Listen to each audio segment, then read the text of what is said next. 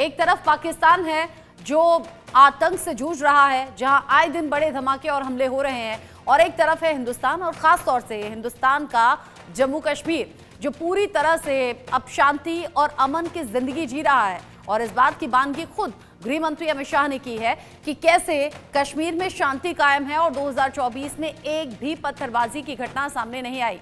और गृह मंत्री अमित शाह के इस बयान के बाद पाकिस्तान में जरूर खलबली देखी और सुनी जा रही है। बड़ा अपडेट आप जान लीजिए, कश्मीर को लेकर गृह मंत्री अमित शाह ने दिया है बड़ा बयान। पाकिस्तान और आतंकवाद पर करारा प्रहार किया है।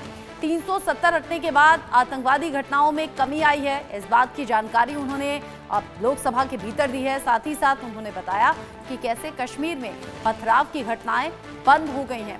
पहले आतंकवादियों के जुलूस निकलते थे, अब आतंकवादी जहां मरते हैं वहीं दफन होते हैं। वो कह रहे हैं कि हम तो सीधा दोनों आंखों के बीच में गोली मारते हैं। संसद में जिस तरीके से गृह मंत्री अमित शाह ने हुंकार भरते हुए कश्मीर का जिक्र किया, उसको लेकर अब पाकिस्तान में जरूर हलचल बढ़ गई है।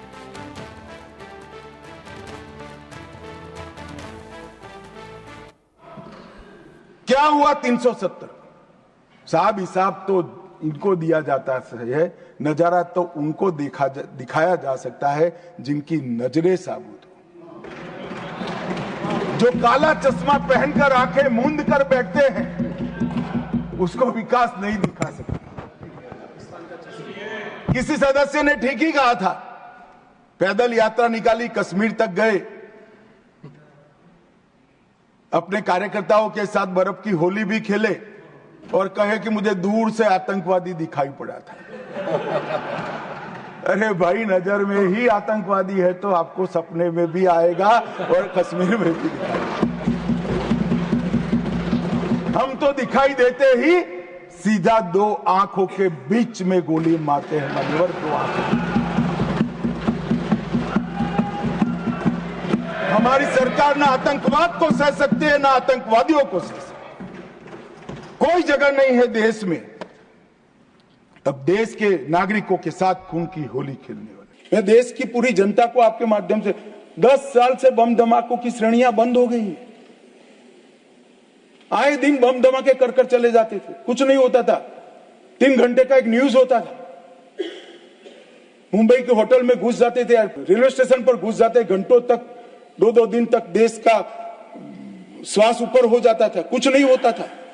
किसी की हिम्मत नहीं है इस देश में अब बम धमाके करने की। मान्यवर, ये देश सुरक्षित है नरेंद्र मोदी के साथ। आतंकवाद को जड़ से उखाड़ने के लिए हम प्रतिबद्ध हैं।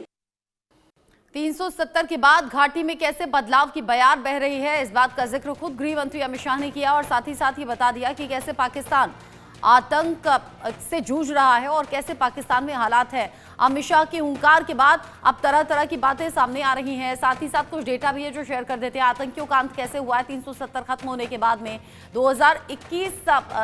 2019 से शुरू करते हैं। 2019 जब 163 आतंकी ढेर हुए, उसके बाद में आगे जाते हुए आंकड़ा बढ़ गया और फिर उसके बाद में 2022, 23, 24 के आंकड़े भी आप देख रहे हैं। आतंकी हर साल कैसे ढेर हुए। 2019 में 163, 2020 में 221 और 2021 में 182 आतंकी ढेर हुए। 2022 में 193, 2023 में 76 और 2024 में 75 आतंकियों का सफाया हुआ है। ये आतंकियों के अंत की तस्वीरें और डेटा आप देख रहे हैं और ये साल दर साल लगातार जारी रहा है। यानी कि जम्मू कश्मीर को पूरी तरीके से आतंक मुक्त कराना, जो कि उद्देश्य भी है सरकार का भी और सुरक्षा बलों का भी, उसका भी असर है कि आतंकी लगातार खत्म हो रहे हैं, उनका खात्मा किया जा रहा है और इस तरह की नापाक हरकतों को अंजाम देने से पहले ही रोका भी जा रहा है, जो कि आतंकियों के मंसूबे हैं। इसके अलावा 370 हटने के बाद जो पत्थरबाजी की घटना है उसमें बिल्कुल से कमी आई और 2024 में तो इनफैक्ट एक भी पत्थरबाजी की घटना सामने नहीं आई, जो कि जम्मू कश्मीर में पहले आम सा हुआ करता था और आम लोग भी इस परेशानी को झेलते थे और इन हालातों से जूझते